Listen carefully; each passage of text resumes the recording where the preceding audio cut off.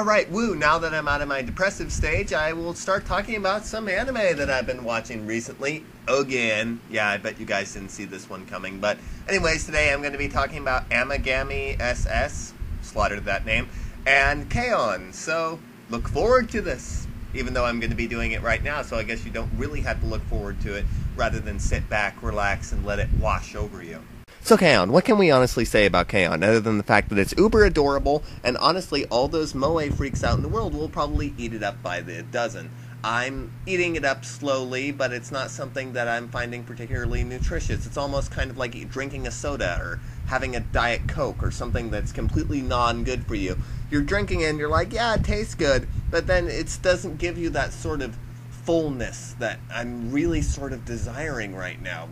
A year ago. Okay, if I had watched this a year ago, I'm just going to be perfectly frank, I would have loved it. This would have been the perfect sort of thing for my particular time of life a year or two ago, and I would have been like, oh, it's the cutest thing ever, and I love it so much, and I want to buy figurines and stuff off of it. But now I've sort of, I don't want to say that I've grown up more than I've just, my interests have all of a sudden become different. So all of a sudden something like this isn't all of a sudden something that particularly interests me. It is cute, though. Oh my god, it is so freaking cute, but it's so overly manufactured in the way that it does it. There's nothing organic about how these characters are portrayed. There's nothing that honestly feels all that real to me. In fact, I would honestly say that Lucky Star seems less forced in its jokes than this particular show does. I know lots of people are going to jump right now and be like, rah, but honestly, Lucky Star, the thing is to me, like, that seemed to be something that was made by geeks for geeks, that had jokes in there that were thrown in, that were kind of like pointed directly at you. It was made for somebody. It wasn't made for everybody. With K-On!, I'm kind of watching it, and it seems like something that's made to be a mass-produced product. It's not, doesn't seem to be anybody's sort of passion project. It doesn't seem like anybody involved with it is really concerned about telling a particular sort of story more than they are, okay, we've got cute characters that are by the numbers, let's come up with cute scenarios for them to go through, and that's the end of the story. The thing is, it's done so well for what it is that you can't really complain about that much. Because it's cotton candy, but you know it's cotton candy. If you don't want cotton candy, you go to the next stand next to it that says Cowboy Bebop or Evangelion and buy a steak dinner. But when you're, walking around the fan sub aisle and you're like, hoity-toity-toy, and you see something like this, you know what you're getting into, so I don't know why I'm particularly complaining about that, nor am I ranting about it. It's just sort of like, okay, it's one of those sorts of things where a year ago or 2 years ago, I want to say this to the 15-year-olds and the 16-year-olds out there. Actually, I would have been 17 at the time, but I'm saying this to you guys. If you love this sort of a thing, if you love really cute anime with a decent sense of humor, you're going to love this. You're going to eat it up. You're going to love the character designs, and you're going to be all over it. Like, for some of us who have become a bit more jaded, I suppose, a bit more experienced, you'll enjoy it, and it's worth watching, but I'm not going to rush you out and say, hey, check this out, this is amazing, your mind will be blown. This is, honestly, several flights of stairs below Azumanga Daioh, I would say, which is, honestly, the king of these particular shows. And my personal favorite, I'm not saying that it's the best, I still think Azumanga Daioh is actually the best, now that I've watched both of the shows that I'm going to mention the other show in just a moment. I've seen both Azumanga Daioh and Lucky Star all the way through again, and I will admit that Lucky Star is just something that hit me at a particular point in time, and I loved it. Azumanga Daioh is by far the superior product, and is the thing that is worth coming back to over and over again. But what can you say? This is so cute, and the characters are cute, and they're cuddly, and they play little catchy pop songs that are quite annoying, but yet you can't get them out of your brain afterwards. So this is for you popcorn-loving people. You just eat it, okay? Eat it up and love it. Bye-bye. This is a 3 out of 5 for me as far as first impressions are concerned, and I'm not sure it's going to change that much when I actually get to the review, but we'll see. Amigami SS, or Amigami SS, or whatever. It's a Japanese title of a Japanese school, so you know what? I'm American, so I can get away with mispronouncing things. I'm covering my ass again. This show, I was loving it throughout most of the first arc. You know, you had your occasional creepiness thrown in there, but it was hilarious. Now that I've gotten to the second arc, not quite so sure anymore. I still like it. I'm still looking forward to the next episode, but there seems to be a pattern with this. And I don't want this to be a continued pattern through the entire show. Something happened within the last episode that I watched, episode 6, that sort of irked me off.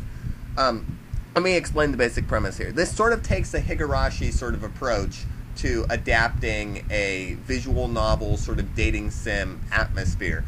Is that you start off with the first arc where this guy character is dating a girl. And that goes through its motions for 4 episodes. That story ends, and then the next 4 episodes is a completely different arc, featuring the same guy with a different girl.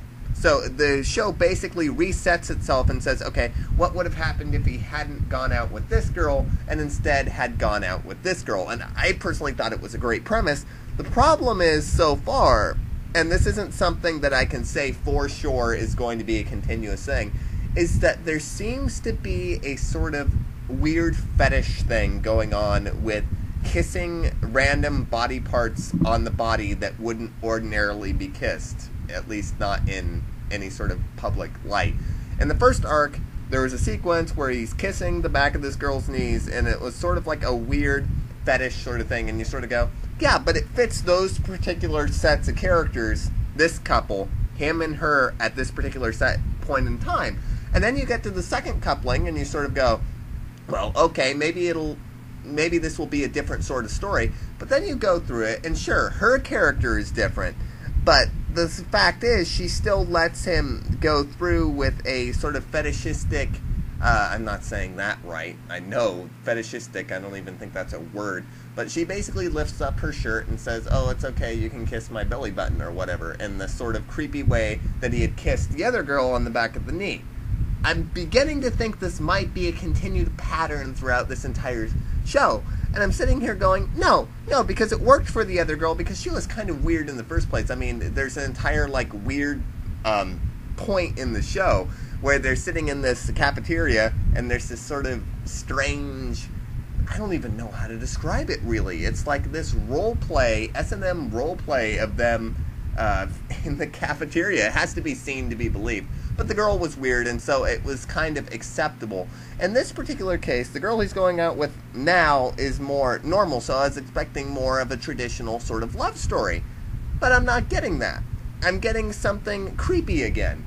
And the creepiness is okay, and you know what? I find it amusing, and it's not something, I don't want to turn people off from this so much. This actually isn't a straight-up sex show. It really isn't. It's actually a rather down-to-earth romance series, for the most part, except every so often it gets carried away with a bit of fan service or a bit of this and that, which honestly isn't all that far from your typical male adolescent thinking that it really bothers me. This is a bit more grounded in the real world and how a lot of desperate sorts of guys tend to think than a lot of other anime are, and I appreciate it for that, including the character designs. I must go out and speak my mind here. I love the designs in this show, and I wish more anime looked more along these lines. Everything looks a bit more mature. It's not just some overblown, cartoony anime world. This feels like a real environment in which these characters are set up in. So it's disappointing, though, that this is a recurring thing, all the creepiness, because these characters are typically strong enough that I would say that this could draw in a real female audience, but I'm afraid that they're going to be so turned off by all the strangeness that they're not going to get to the real meat of these stories. But I'm loving it so far. I wouldn't say it's great, but I would certainly award it with I'm actually going to go out on a limb and say a 4 out of 5. I'm digging the series so far, and I would recommend that anybody go. The Windows Movie Maker cut me off, but this is the end of my rambling about the first impressions of these particular 2 shows. Tell me what you guys are watching. Send me an email or leave me a comment or whatever. And if you like my particular strange sort of video making, which isn't really more video making than it is me ranting into a microphone, please subscribe. Yeah, I love subscribers, and you would be most welcome into my subscriber pool. I'm desperate right now, as you can tell.